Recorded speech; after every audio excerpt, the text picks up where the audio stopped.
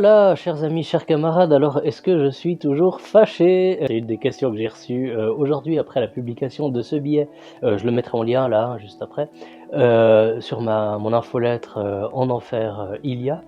Infolettre qui cette fois tabassait un peu pas mal de délires que chacun est libre d'avoir, hein, mais des délires type non-binaire, Vous n'êtes pas un homme, pardon. tampon dans les toilettes pour hommes à l'uni. Très belle utilisation de l'argent public, mais aussi des délires, par exemple d'une pasteur qui puisait l'essentiel de sa théologie et de sa doctrine sur des comptes militants, néo-féministes, trans, machin, tout ce que vous voulez, sur Twitter. Qu'est-ce qu'on a à foutre? Qui était très enrichissant comme entretien évidemment, mais qui posait un petit peu problème dans la mesure où mes subventions et les subventions de tout un chacun dans cette société vont à cette dame pour qu'elle puise sa doctrine plutôt dans la Bible qu'elle est censée lire avec ses paroissiens. Puis bon, j'ai eu pas mal de remarques après ce papier, et puis je voulais vous y répondre, en fait, faire une réponse globale. Première observation. On voit que j'ai dû taper, d'être un peu sensible, j'ai tapé, parce que beaucoup de gens, en fait, me contactent en privant en me disant « J'adore ton papier, putain, ça fait du bien de lire un truc comme ça dans les médias », enfin, tout ce que vous voulez. Mais enfin, pour le partager, non, on va pas trop, non, on va pas. Donc, on n'a pas fait. Mais par contre, alors oui, beaucoup de remarques assez amusantes, et puis, bon voilà, je voulais... il y en a une première qui m'a marqué, on m'a demandé « Mais pourquoi t'es toujours fâché ?» Et ouais, j'ai bien aimé pourquoi je suis toujours fâché. Non, je suis pas fâché, simplement je fais du pamphlet, qui est un art journalistique. Le pamphlet a ses lettres de noblesse, il y a des auteurs importants qui ont fait du pamphlet, mais simplement comme on vit dans une société de baltringue, et ça n'est pas homophobe, puisque étymologiquement je crois que c'était quelqu'un qui posait les chapiteaux au-dessus des cirques, enfin je sais plus trop quoi.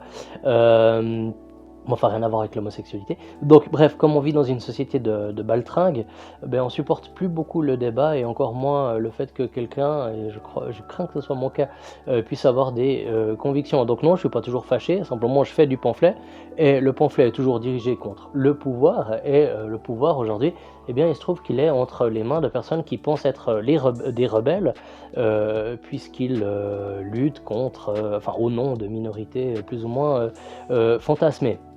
Mais ces gens ne sont pas des rebelles, puisqu'ils vivent avec nos pognons. Quand ils se présentent, comme c'est le cas de Marius Dizeran, je mettrai la photo aussi, quand ils se présentent au Conseil national, c'est pour vivre avec votre pognon. Quand on met des trucs dans les chiottes pour hommes à l'uni, des tampons pour les hommes, parce que c'est vraiment une égalité qu'il faut combler, hein, que les hommes puissent aussi avoir des tampons, c'est avec votre argent. Quand une pasteuse encore va chercher une pasteur, pardon, je fais du mauvais esprit, va chercher sur Twitter des raisons de s'indigner, là encore c'est avec votre argent. Et en fait moi c'est ça le fond de mon truc, c'est ça le fond de ma doctrine, si vous voulez, c'est chacun son délire, j'en ai rien à foutre, mais pas avec mon pognon.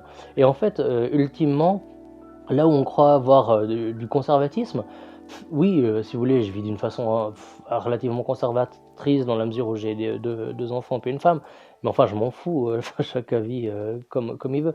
Qu'est-ce qu'on a à foutre? Simplement, je vis un petit peu mal, un petit peu difficilement finalement, le fait que mon pognon serve à financer des marges, et qui en plus s'arroge comme ça une sorte de surplomb moral que je supporte pas. Donc, vous me verrez jamais attaquer un trans, une trans, ou ce que vous voulez, qui me demande pas du pognon ou du pouvoir, hein, si vous voulez. Chacun, tu mettrais une perruque, c'est je m'en fous quoi. Et aussi une autre question qui m'a intéressé, c'est pourquoi je parle très souvent des protestants. Un ami m'a dit, mais tiens, t'aurais envie de retourner dans ton église d'origine. Non, pas spécialement.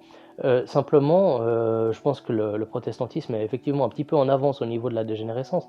Et ultimement, derrière tout ça, moi, la question qui m'obsède, et qui est aussi la question de Welbeck, c'est la question de savoir Qu'est-ce qu'on a à foutre? comment se reconfigure une civilisation quand le sentiment religieux est mort. Et la religion chrétienne institutionnelle est morte. Voilà. c'est un constat, c'est pas, je m'en réjouis pas, je m'en félicite pas, mais enfin voilà, je l'observe. Et j'en suis l'observateur. Je me suis beaucoup posé la question du comment quand j'étais jeune, enfin quand j'étais à l'Uni. Et aujourd'hui, c'est vrai que, enfin du pourquoi, pardon. Et justement, ce qui m'intéresse aujourd'hui, c'est le comment.